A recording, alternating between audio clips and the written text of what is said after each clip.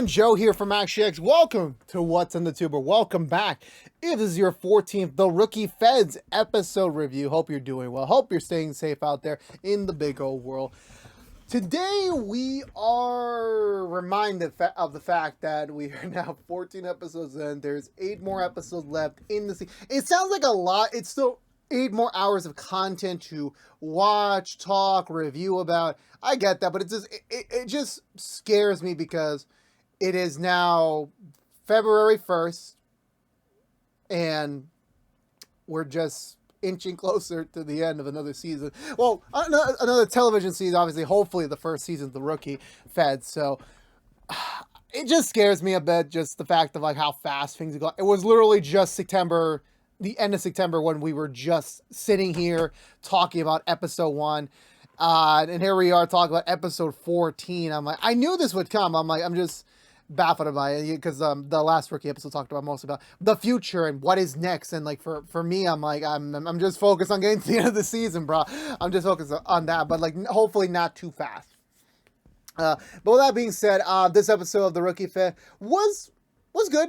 I think it was very fun to play with, like, you know, it still felt more like, this was more like past v the future in a way of like, what have you done in your past and how does that impact the future? And I feel like that was also, I feel like this entire week of the Rookie universe was all about the future, which honestly was pretty good to see again. It also makes me scared because, like, again, I may be the part of the youngest of the demographic for the show, so I'm not really focused on, like, you know, because I know like they goes all the way up to 40s and something, but still that scares me because, like, you know, I'm not at the middle of the demographic yet, but I am inching closer. So just talking about the future is, like, you know, it's still a bit scary. But anywho, let's go for the butcher recap and talk about this week's episode of The Rookie Feds.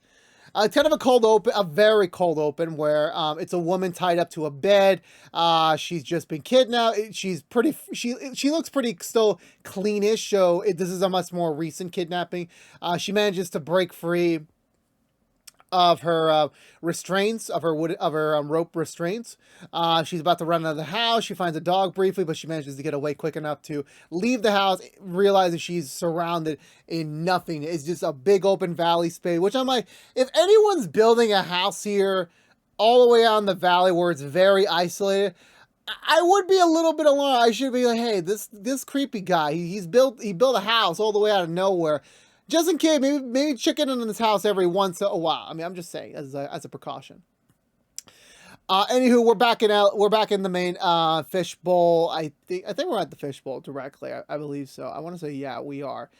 No, we're not at the fish bowl. Yeah, we're at a shooting range where Simone and Brendan are getting their check off for their shooting requirements for their probationary period. Today was meant to be just a very chill day. We're just catching up on paperwork that we missed during all the other cases we've done. So it's kind of quiet today. So we're trying to knock off as much as we can. Basically a lot of grunt work for the unit as they took on 2 rookies. So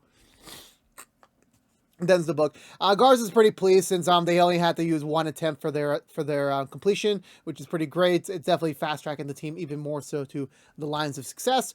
However, Garza just has the need to show up for a little bit, just, you know, shoots a pretty good record. But then someone else comes in and shoots another equally, if not better, record. It turns out to be someone from DC representing the FBI from the way in the brass up top, and she's also Garza's ex-wife. Well, ex-wife number 1. So we finally met ex-wife number 1. Will we meet 2 and 3 throughout the series? Who the heck knows? But yeah, so she's in town because apparently the team's been making the waves up in DC. Like, oh, Garza's got this amazing team in LA, and they want her to go check it out. Like, check out the team, make sure like they're actually as compatible as they are in the reports. So that's the primary reason she's there. But she's making quite a bit of a more focused attention on Simone, so we'll pay attention to that. The team splits. Garza goes talk to his ex-wife, and Garza's immediately like, why are you really here? There's absolutely no way you would want to be all the way down here to LA to talk to me, your ex-husband. They could have sent anyone else. She's like, I'm just here for business. That's it. Am I not allowed to, like, you know, check in on the hot new team that's making all the big rounds around up top? I'm allowed to. But Garza's like, he's smelling something's up here. There definitely is something up. Meanwhile, for the rest of the team, they're off in the car, kind of mini gossiping about Garza and I think her name is Candace. Their relationship in the past, just trying to figure out why they really broke up. Just like trying to weed out the drama. Let's just call it there. They head back into the office. We finally see Elena after 2-3 weeks away. Like damn, it's been a while since we've seen her, and even she's like confused. Like I haven't seen your ex-wife in so many years. And the last time I saw her, I called her my aunt. So do I call her aunt still? Like, what do I really say? Honestly, I would be confused too. Like, what? I mean, to be honest with you, it just depends. Like, my full blood aunt, divorced from my uncle, but I still consider him my uncle, just to the extent of he's been enough in my life growing up. That I'm like, yeah, I'll call him my uncle. I don't mind that. So. It is what it is on that notion already. However, sad to say, it does not. This quiet day does not stay quiet, as a local businessman has done an entire video where apparently the girl from the cold open is his daughter, and he's expressing a $10 million reward for anyone who can find her right now. And also, you do whatever method you want, and I will gladly pay out as much money as you need to get yourself a great lawyer team, so you never have to go to jail. So that can create riots, because that means it's basically like the purge, except you're trying to save someone. So basically no financial financial worries whatsoever. Obviously, they're concerned because, again, this could create issues for people because, remember, only one person gets the money, but if everyone does this, it's going to create mass hysteria. However, Simone focuses on the bigger picture of how, so I'm just using the show's words. I'm just saying this. She's saying that, just because a white man is flaunting so much money on the big screen, that's why this white woman is getting so much attention, while there's a lot of people of color that also go missing, also get kidnapped, but do not get the same attention as that, which, again, she's not wrong. And even Candace speaks out of her, I want to hear more of this. I want to, speak up more, talk about this more. And yeah, gladly, Simone does so. And yeah, it's definitely communicating. Garza's I know that this is a problem. I understand this is something we should rectify, but right now this is a primary concern, because this could create even more issues down the road. So right now, this is the point we got to handle right now. So I think, so after they split up, Brendan and Laura are going to go task stuff to find the boyfriend, see what, actually, no, they're not going to handle the boyfriend. They're going to go to the company itself in order to, have them be notified that the FBI is taking over the investigation, and also the fact they should take down the video before anyone gets hurt.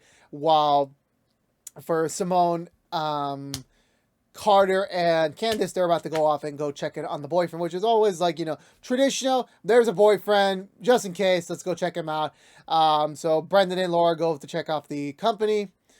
CEO is a piece of work, a piece of crap. I'm trying to be direct with that. Very much you basically did nothing. Well, I had to literally get the attention of myself to go find my daughter. So don't really criticize my methods.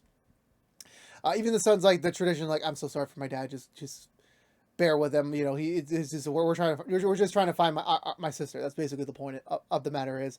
And he basically lists off I'll gladly help. Give you any information you need that could point you in the right direction of whoever kidnapped her and all that such. So yeah, afterwards we're gonna get to over on the other side where Simone is obviously doing her usual thing, just trying to bond with Candace. Carter's you should not be asking all these personal questions to an obvious superior. But she's allowed, but Candace is I don't mind, she's just curious. I can answer the questions. I don't mind. But they reach the house. Someone shoots at them. They find the boyfriend tied up and everything. Turns out to be one of the people who got incited by the money and was thinking the boyfriend did it. So I'm just gonna torture him until I get the information that I need so I can get the money. Which I'm dude, you do not look okay. Let's say you do manage to even get some sort of information out of this dude. There's absolutely no way that you're gonna go up to the kidnappers and try to take back Canada. Absolutely not. But anyway, so they immediately hold him down, immediately tell him, yeah, your money, what the guy promised you is not going to stick, because guess what? A, you didn't find the girl, and B, you shot at 3 FBI agents. You committed a federal crime. So, you gone. So they take him away, they talk to the boyfriend, and the boyfriend's we've had our issues, but I never would have a heart to kill her or to take her away. But he does tell them that, the 2 nights, the last time that he saw her, they were driving away from a club, and that some suspicious gray vehicle was following them, and he had to lose them for a bit. So that's their best. That's their best lead over there. Meanwhile, the woman is running through the valley, trying to get help, trying to get as far away as possible. Which I'm like, I've been to parts of those valleys; they are freaking deep. So I'm like, kudos to her with a freaking heavy jacket. I don't think it's a heat wave anymore, but I'm like, it's still pretty hot down there, especially in that climate. And then she's not sweating. She doesn't look like sweating at all. I'm like, that's like, I want her jeans. I want those jeans. Sadly, the kidnappers find her and they immediately take her back to the house to held her down again. So they take the information from the gray car, but meanwhile for Brendan and Laura, they were just assuming that, okay, yeah, we're gonna use the lead to go to the bar, see if they can find them. Suspiciously enough, the bar owner is saying, yeah, they just switched out a new security system today, so I don't have those systems anymore. So they go to the person. Turns out to be a vigilante consultant. I'm gonna basically call her the Oracle. I'm basically calling her Oracle because that's literally the vibe I'm getting off her. She's got a sassy attitude. She's the woman in the chair. I got all this information out. And she said, yeah, I basically took initiative because I could have used that $10 million. But I'm like, you know what? I'm going to be outrun by so many other people. So I'm decided to just make more money by just giving the information to people that pay me to do it. So she hands off the information to the feds because she doesn't want to get arrested. They do get the surveillance footage from the night in question. They do find the pickup truck. They do find it addressed to someone that has a very suspicious house in the middle of the valley all by itself. So they go over there. However, by the time they get there, the house is already empty. The two kidnappers are already dead, but the girl is missing. So now they're curious. Is like, wait, if the kidnappers already had her for at least a couple days and they never did anything, even when the $10 million was set in stone, why didn't they go back to the father and get the money? That's kind of weird and suspicious. So they're trying to figure it out. And Garza has the idea of well, maybe it's not the father or the company that the kidnappers are after. It's something else. Because they also were looking at the boyfriend's drug connection as the primary function as well. But since these two are not really matching up to a T, it's got to be something else. So yeah. So apparently, two other people who were in on the hunt, they also were in on it, and also the feds also find out that the brother actually hired the first two kidnappers in the first place because the company was going to hold a proxy meeting to vote out a board member, i.e. the current CEO, which is their dad. Eliza, it was basically deadlocked, so Eliza was the swing vote, so that's why he had her kidnapped so that she could basically be put away, and the father's like, oh, interesting, you were trying that method to get rid of me. Interesting. So they arrest the brother on that suspicious terms alone, leaving the father alone to well, your daughter's still kidnapped and your son is in jail. I wonder how that's going to turn out for you, bro. But yeah, so for figure out, yeah, so two other of the two people who I'm pretty sure knew the news about the $10 million, they probably paid out to the Oracle to get the information. They probably did the research on their own without the Fed's database, and they found them first, and yeah, they killed them and got the girl. But around the same time, they get a call they called the CEO, letting him know yeah, we got your daughter, but the guy's yeah, no, I'm not doing this anymore. The deal's done. So it turns out the father only wanted his daughter back so that she was ready in time for the proxy vote. So since the brother's out, the vote's in his favor without the daughter's vote. So that's already a gonzo. So he doesn't really need her anymore. And, even Laura goes out to his office to chew him out. But he doesn't care. He's a rich dude. He doesn't give a shit about, that. He just cares about his power and his money. That's all he cared about right now. Not even his own flesh and blood. So anyway, after that, I think what we get to next is we head off to... yeah, I think they're doing more research, and eventually I think they do find the two individuals eventually. Oh no, they go up to the sighting of the van and of something. I don't know how they get there, but they find one of the people, one of the two new kidnapper shot already, and yeah, it turns out the other dude was planning a whole nother thing in order to get the money from the guy, but this guy wasn't interested in it, so. He just shot him in order to and get away with her. Meanwhile, while this is all going on, because I think the next thing I want to say is the climax to that story arc is that the reason one of the reasons why Candace is really here is to recruit Simone to be a guest speaker for an upcoming gala that's happening in DC in the next month. Which is going to celebrate the 50-year anniversary of when the first female special agent was enacted in the FBI. Which honestly is obviously a big deal, but also it was more like a token thing where like, yeah, the FBI did that just to get the people off their back and make good press. And then celebrating the 50th anniversary would also make for even more great press. And they want Simone because she's a bigger token. She checks off a lot of boxes. Not only is she female, she is of a certain age. She is of a certain color. She is part of the LGBTQ plus box. So there's a lot of things that they would use. I say use is like a bad thing, but yeah, use is just like, yeah, making her the spokesperson. Like she is like one of those identifiable, faces for the FBI going forward. And obviously they're thinking about like later promotions and later, moving around. If Simone agrees to like doing this, like obviously she will get something out of it. But kind of is like, we'll talk about that another day. I mean, just think about it. Just think about the gala for now. See what that goes. Even when she tells Carter, he's like, yeah, like that. If you do any of that, definitely you're going to get multiple straight up promotions. But it's mostly going to be relegated to like a TV report. Like you're just mainly there to like be there for the ratings, which is not really what Simone wants. Even when Garza chews out Candace, like she doesn't really confirm or deny that. But even Cutter comes over for lunch, and I'm just thinking to myself, this man literally said, "I will never set foot in this FBI building," and now he's here. So I'm like, yeah, that idea completely got thrown out the window. But I'm pretty sure he probably just had a change of heart because Simone is making a difference, and so I'm like, you know what, I can merely tolerate this just to see her for lunch. So they're about to head out since they're still waiting on a piece of information, so they're not ready to go. Simone gives us the tour, acts like an old-fashioned dad of like, they did not have to spend $5,000 plus on each of these lights. They could have easily gotten something at the Home Depot. But Simone pulls him aside just to like get his opinion of like, just what does she do? Because like she feels like if she becomes like a spokesperson for the FBI, she won't be able to make much of a change within because she'll be mostly stagnant in just being a spokesperson and being the face and reading a script. But she does want to stay on the team. She does want to like keep making a difference. And Cutter's like, you'll make the right decisions. You definitely have been making a difference in the last 3 months. So definitely for sure you are on the right path, and you will find out exactly what to do. I think so. After that, I want to say we next cut over to where do we go from that? Go with yeah. So after that, they do get the location on the guy, but the guy's also about to shoot down the CEO in order to get him. Eventually, they do stop him, but the CEO does get shot, but not fatally. He's fine. If that scene had to end with a joke with the daughter now being like free of captivity, saying like "you bastard," I'm like, yeah, he'll be fine. It'll just be more or less so he's gonna have a bullet hole in his stomach for the rest of his life. So she's about to take over the whole company, because of just familiar rights, with her brother in jail, and then also her dad in the hospital.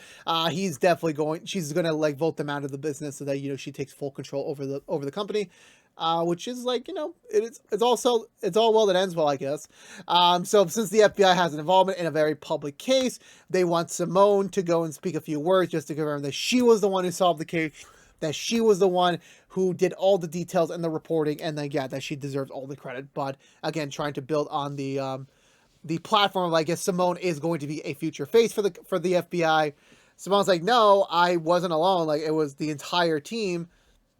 But she's like, no, just say these 5 words, and that's it. That's all you need to do. But Simone's like, nah. She goes on a tangent, which honestly was well-deserved, honestly well-respected by her team and some people.